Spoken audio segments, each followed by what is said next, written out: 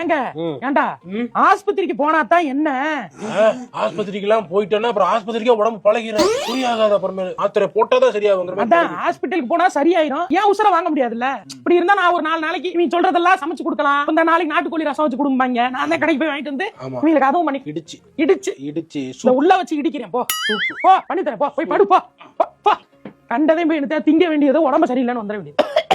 என்னம்மா என்னாச்சு? எனக்கு உடம்பு சரியில்லாம வந்துருச்சுங்க. உடம்பு சரியில்லையா? உங்களுக்கு பரவிக்குச்சு எனக்கு. ஐயோ, உடம்பு சரியில்லைன்னா ரொம்ப கஷ்டமாச்சு. வாய் கசப்பா இருக்கு. ரசம் சாப்பிடணும் போல இருக்கு. ரசம் வச்சு தரீங்களா? ரசம் எனக்கு வைக்க தெரியாதுமா. தெரியாதா? நீ உங்க அண்ணன் வீட்டுக்கு கிளம்பி போயிரு. எது? உங்க அண்ணன் வீட்டுக்கு போயிரு. அடே மகனே, உடம்பு சரியில்லடா எனக்கு. என்ன ரசம் சாப்பிடணும் போல இருக்கு. ரசம் வச்சு தாடா. ரசம் எனக்கு வைக்க நீ யாரும் கல்யாணம் பண்ணி வச்சிருந்தேனா? உன் மருமக அழகா ஒரு ரசம் வச்சிருக்க. ஏன்டா உன் கை இப்படி போயிருச்சா? உன்னால சமைக்க முடியாதா? அப்படி இல்லம்மா, தோதுக்கு உனக்கு ஒத்தாசையா இருக்கு. என்ன ஒத்தாசை? 2 பேரும் இப்ப நான் யூடியூப போட்டு விடுறேன். ரசம் எப்படி வைக்கிறேன்னு பார்த்து வச்சு தரீங்க. ரசம் வைக்கிறது இல்ல. பரவாயில்ல, உப்பு கூட குறைச்சல இருந்தாலும் நான் சாப்பிட்டுக்கிறேன். உடம்பு சரியில்லை. டாக்டர்கிட்ட போயிடலாமாப்பா? ஆஸ்பத்திரிக்கு போனா அதுவே பழகிரும்.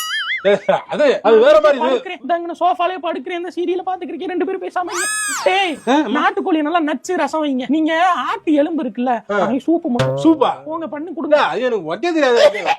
ஐயோ, பண்ணுங்க. எப்ப பார்த்தாலும் நாங்க மட்டும் தான் பண்ணணுமா? 4 நாளா படுத்து உசுர வாங்கிருக்கீங்க. சும்மா 2 நாளாச்சும் பண்ணி கொடுக்குறீங்க. என்ன நினைக்கிறீங்க? பாக்கியலட்சுமியில என்ன பண்ணாங்க? விளக்குற வேலை இல்ல, எனக்கு பண்ணிக்கிறேன் இவனுக்கு.